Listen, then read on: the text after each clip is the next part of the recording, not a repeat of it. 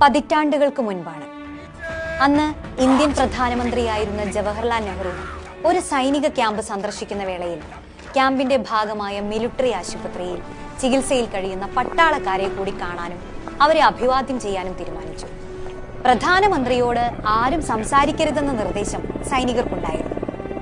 ചികിത്സയിലുള്ള ഓരോ സൈനികരെയും സന്ദർശിച്ച് മുന്നോട്ടു പോയിക്കൊണ്ടിരിക്കുകയായിരുന്നു നെഹ്റു.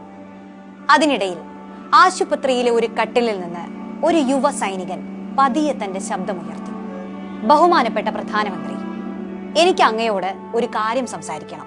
ഒപ്പം നിന്നവർ തടുക്കാൻ ശ്രമിച്ചെങ്കിലും നെഹ്റുവിന്റെ അനുമതിയോടെ ആ യുവാവ് തന്റെ വിഷമം പങ്കുവച്ചു. അസുഖബാധിതനായ എന്റെ കാലുകൾ മുറിച്ചു മാറ്റാൻ സൈനിക മേധാവികൾ ഏകപക്ഷീയമായി തീരുമാനിച്ചിരിക്കുകയാണ്. ഈ തീരുമാനത്തിന് എന്റെയോ എന്റെ കുടുംബത്തിന്റെയോ അനുമതിയില്ല.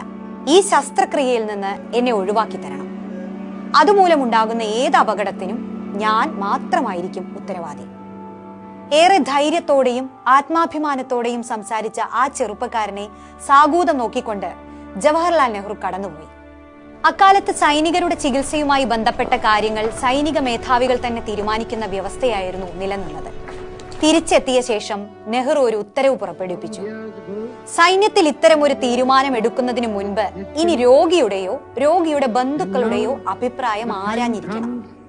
അങ്ങനെ നെഹ്റു വഴി രക്ഷപ്പെട്ട് കിട്ടിയ കാലുകളുമായി ആ യുവാവ് സൈനിക സേവനം അവസാനിപ്പിച്ച് നാട്ടിലേക്ക് മടങ്ങി. നാട്ടിൽ ചികിത്സ തുടർന്നു. അത്ഭുതകരമെന്നോണം കാല് മുറിച്ചു മാറ്റാതെ തന്നെ പതിയെ അയാളുടെ അസുഖം ഭേദമായി. ഒരിക്കൽ മുറിച്ചു മാറ്റാൻ ആവശ്യപ്പെട്ട കാലുകളുമായി അഭൂതപൂർവമായ ചുവടുകളോടെ അയാൾ ഒരു യുഗം തന്നെ നടന്നു തീർത്തു.